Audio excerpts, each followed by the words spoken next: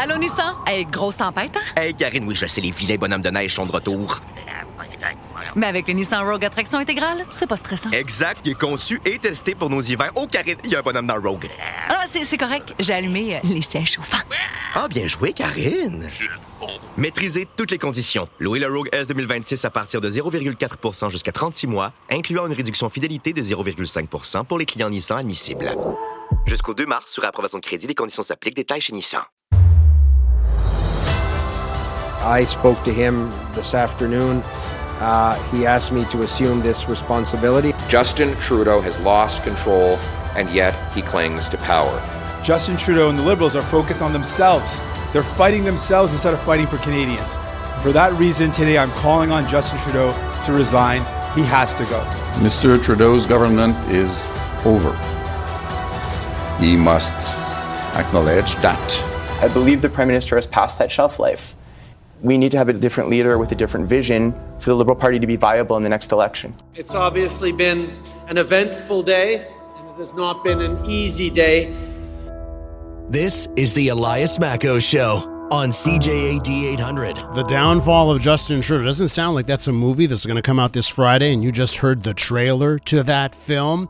Boy, what a day it was in Ottawa yesterday, and the country just fixated on all of that political intrigue. Now let's go to a voice that's going to be familiar for many of you. He was CJAD 800's Parliamentary Bureau Chief from 2005 to 2010. Now he finds himself as a political columnist over at the Toronto Sun, and it's our pleasure to welcome Brian Lilley onto the program. Brian, welcome. Good to be with you, Elias. And welcome back to CJAD. So, Brian, how you doing first things first? How was your day yesterday?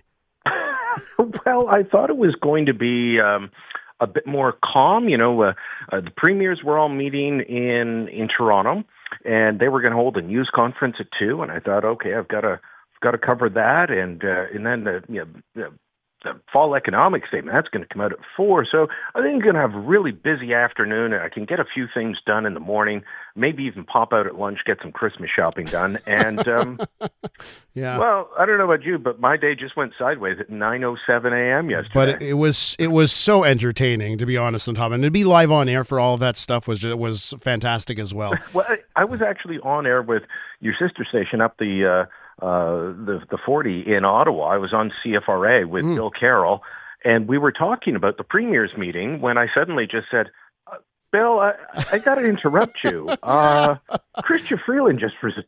Yeah, and that's what happened on our program. There was a panelist that broke the news to me as I was delivering a sentence. So let's get to what happened here. What do you think? What have you learned, perhaps, on background between Chrystia Freeland and Justin Trudeau and how all this played out? Well, you played the clip of the guy that took over from her, Dominic LeBlanc, earlier, and not surprised that we went to LeBlanc. He's Trudeau's fixer, but an interesting tidbit that came out middle of the day yesterday. Every minister has a first and second designate. So if the minister can't do the job, this person's supposed to take over. Well, the person that's supposed to take over is a man I affectionately call Frankie Bubbles, Francois-Philippe Champagne, and he wanted nothing to do with this. They asked him to read the fall economic statement because, well, you're next in line, and he just said, no.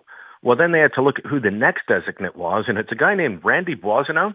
Maybe you've heard of him and the other Randy. And the other Randy. That's right. But, he's out of cabinet, but they hadn't updated this list, even though that should have happened right away. So they're left kind of scrambling on that. But interesting reporting, and I'll give full credit to Stephanie Levitz over at the Globe and Mail. Great reporting on this, on how this all went down on Friday with a Zoom call between Freeland and Trudeau. It's not even in person. Yeah. He's telling her over Zoom, we're going to replace you, and we want to send you to look after Canada-U.S. relations. But you'll have no ministry, no staff, no money, and no authority. That sounds like a demotion to me, and she's been one of the most loyal soldiers going.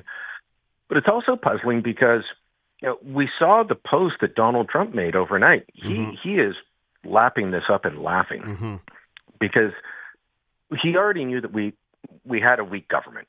And whether you support the Trudeau Liberals or think they've got to go, you can't deny that they are in a weak spot right now, and our Prime Minister's in a weak spot. And so Trump knows that he's negotiating on these tariffs and the border stuff with someone who is likely not going to win the next election. And then this blows up, and Trump is posting to social media about it, mocking Trudeau, saying the governor of the great state of Canada had to fire his finance minister, but she was really toxic anyway and not very nice, and she won't be missed. We'd already heard, this is the first time we've seen a public comment like this about Trump not liking Freeland, but we'd heard about it, that he did not like her. Why would you put her in charge as the face of dealing with this issue? Absolutely, she's experienced, and I was talking with Flavio Volpe yesterday from the Auto Parts Manufacturers Association. He worked closely with her on the NAFTA renegotiation and said that she was a valuable voice at the table.